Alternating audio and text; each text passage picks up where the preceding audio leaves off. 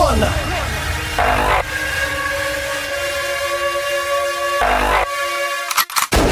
Vylezu na stage, vidím ten moshpit pode mnou, dávaj si loktama boxy, řeknu za svým jméno jsme a celý klub zve můj pokřik. Vylezu na stage, vidím ten moshpit pode mnou, dávaj si loktama boxy, řeknu za svým jméno jsme a celý klub zve můj pokřik. Vylezu na stage, vidím ten moshpit pode mnou, dávaj si loktama boxy, řeknu za svým jméno jsme a celý klub je moshpit. Moshpit.